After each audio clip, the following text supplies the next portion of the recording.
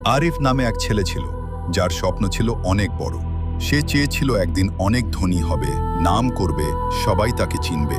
কিন্তু তার একটা বড় সমস্যা ছিল, সে পড়াশোনা একদমই পছন্দ করত না। বিষয়টা হাস্যকর হলেও সত্য, বই খুললেই তার বিরক্ত লাগত, মন বসত না। যখন তার বন্ধুরা মন দিয়ে পড়াশোনা করত, তখন রাহিম মোবাইল নিয়ে গেম খেলত, ভিডিও দেখত আর নিজের মনে ভাবত, পড়াশোনা না করেও তো অনেকে বড়লোক হয়, আমি কেন পারবো না? ধীরে ধীরে এই চিন্তা কল্পনাটা তার বিশ্বাসে পরিণত হলো, আর সে নিজের জীবনকে কোনো নিয়মের মধ্যে রাখল না। নিজের ইচ্ছে মতো চলাচল, ব্যস্ত সময় পার করলো।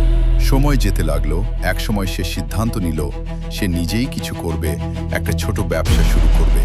কিন্তু বাস্তবতা তার কল্পনার মতো সহজ ছিল না।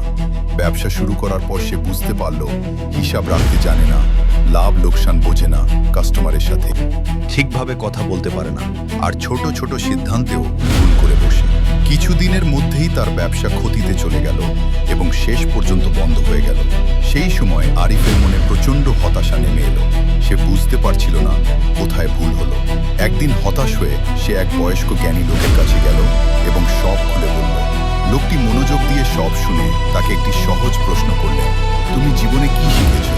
প্রশ্নটা শুনে আরিফ চুপ হয়ে গেল, তার মাথায় কোনো উত্তরই আসছিল না।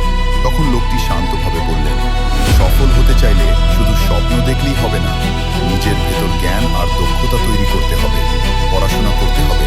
আবার পড়াশোনা মানে শুধু বই মুখস্থ করা নয়, এটা তোমার চিন্তা করার ক্ষমতা বাড়ায়, সিদ্ধান্ত নেওয়ার শক্তি দেয়, আর তোমাকে জীবনের জন্য প্রস্তুত করে। এই কথাগুলো আরিফের মনে গভীরভাবে নাড়া দিল। সে প্রথমবার বুঝতে পারল সে আসলে শর্টকাট খুঁজছিল, কিন্তু সফলতার কোনো শর্টকাট নেই। সেদিন থেকেই সে নিজেকে বদলানোর সিদ্ধান্ত নিল। ধীরে ধীরে সে বই পড়া শুরু করলো, নতুন নতুন স্কিল শিখতে লাগলো, নিজের ভুলগুলো থেকে শিক্ষা নিতে শুরু করলো।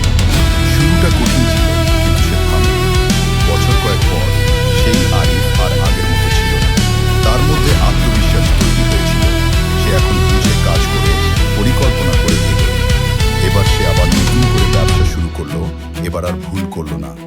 ধীরে ধীরে তার ব্যবসা সফল হতে শুরু করলো, আর একসময় সে সত্যিই সফল মানুষে পরিণত হলো।